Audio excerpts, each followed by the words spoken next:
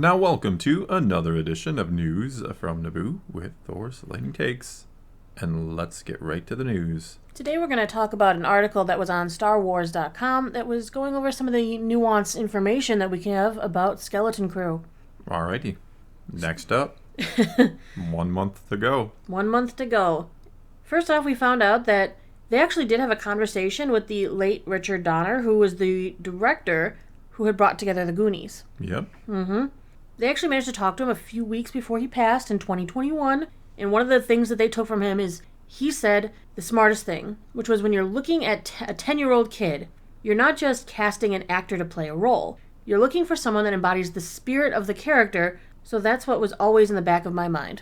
Okay. Well, I mean, doesn't matter if that's a kid or anybody, right? Well, I think it's a little more challenging when it's a kid, because I think an adult, it's more challenging, yeah, but I mean... I feel like they're more experienced, they can bend Adapt and fit more? to Is fit that what a he's... role, Yeah, I whereas guess, a kid, yeah. if they're naturally inclined to be a certain way, it's going to shine through in the performance, correct? Yeah, I think I kind of just didn't grasp that at first. I was thinking, well, you always want someone to embody the role, right? But I think he's implying kids have a more difficult time than a seasoned 30-year veteran actor would. If you have a kid who's a naturally quiet person, getting him to play Probably, the outspoken, charismatic role may not feel as natural and comfortable because they don't have the acting experience yet. Yeah, that makes sense. I get what he's saying. And I agree. I mean, that only makes sense when you go... The younger you go, the more you really need somebody who can just be... Who is that character? Kind of who themselves, embodies the character. in a sense, yeah. Yeah. They're saying that this project, Skeleton Crew, is going to be much more heart. It's going to have the same sense of adventure you'd find in the Goonies, that you'd find in the LucasArts K Monkey Island, which they drew some inspiration, Amblin's E.T., as well as Lucasfilm's Indiana Jones franchise. Big shoes to fill. Chris Ford says it's a story of kids who happen to live on what they think was a boring planet. Unfortunately, along the way, they attract the attention of a bunch of pirates and other space criminals.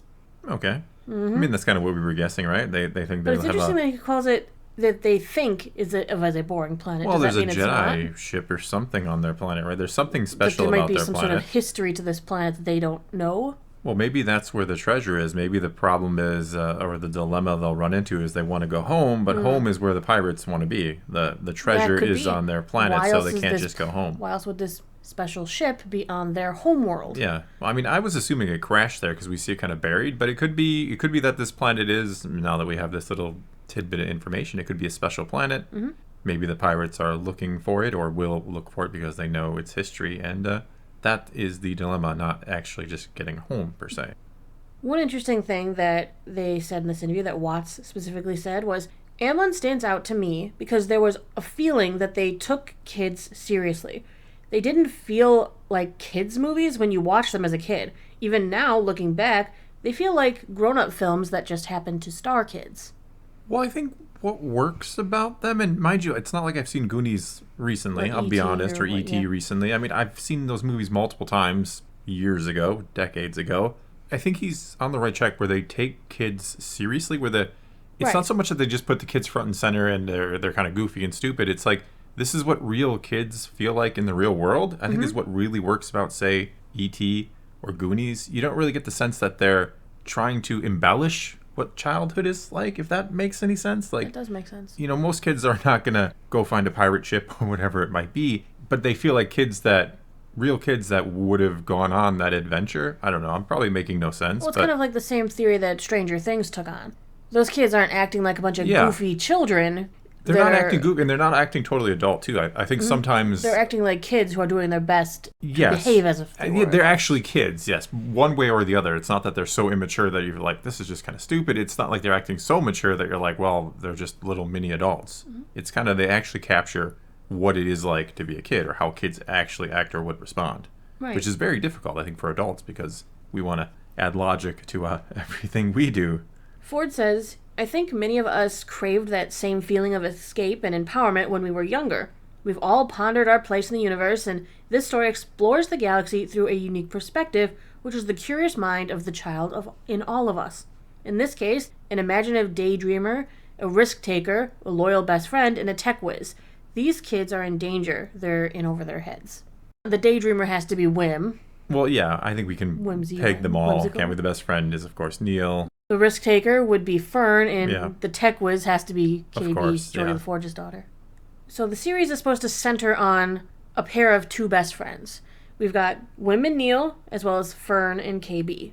They say when they were looking for casting Wim that Wim is a total starry-eyed dreamer who rushes into any situation before he's really thought about it for a second, and that's what Ravi is like. He gets so excited, and, well, that's Wim, so it's perfect.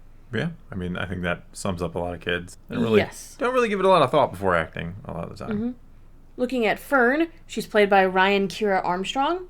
Watson and Ford were looking for an actor who could embody like a duality, almost in a sense like a Princess Leia.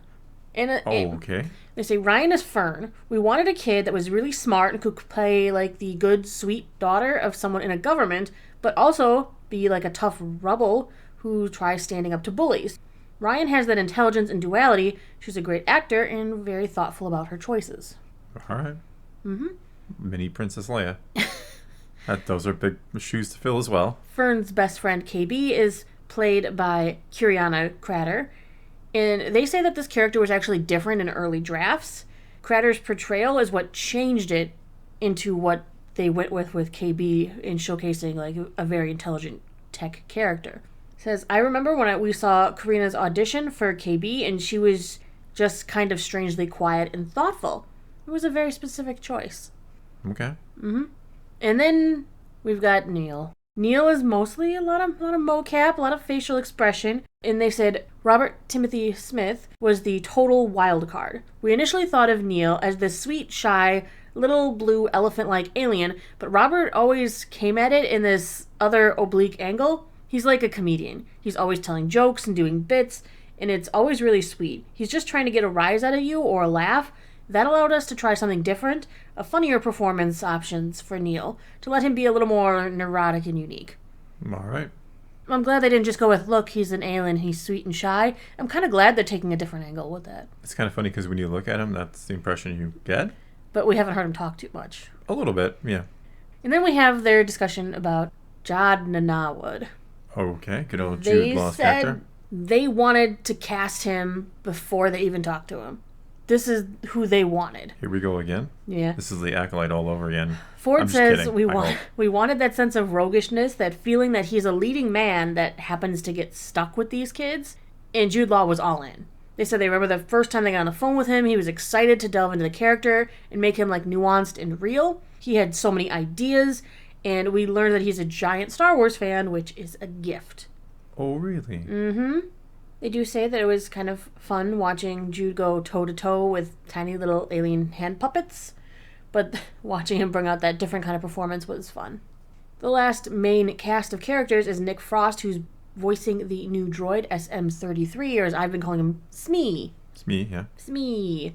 He stars alongside Carrie Condon and Tsunde, who are playing like Fern's mom, Farah, Wim's dad, Wendell. So they pre-recorded a lot of Nick's dialogue so that on set the droid would be speaking with his voice. They thought it was really helpful with the other actors because they can use his comedic timing and things. Sure. And not just go, well, we're going to fill these in afterwards. Here's like the director or someone else standing in and reading it. So instead they did a reverse thing than they usually do with droids.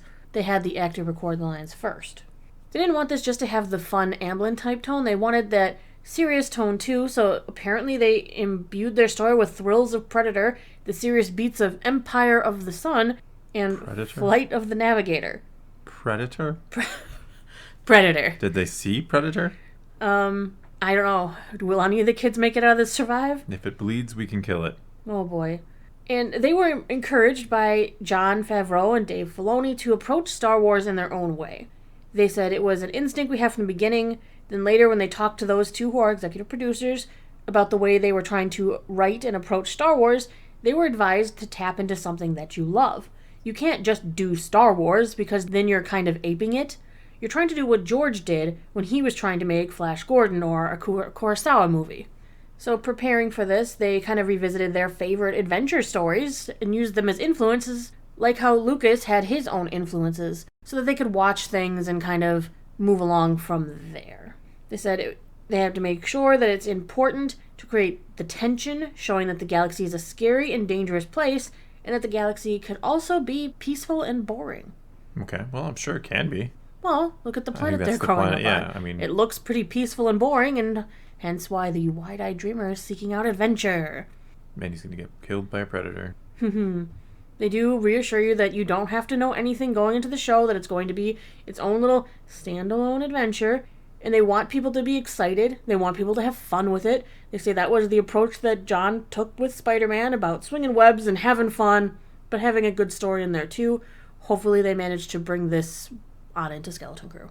Well, the trailer the other day that we talked about looked pretty good, I got to admit. I was impressed with it, yeah. But anyway, I think that's going to be all we got for you this time. Now it is your turn. Take to the comments below. Tell us what you think of any and all of today's news, and let's talk some Star Wars. And so, until next time, thanks for watching.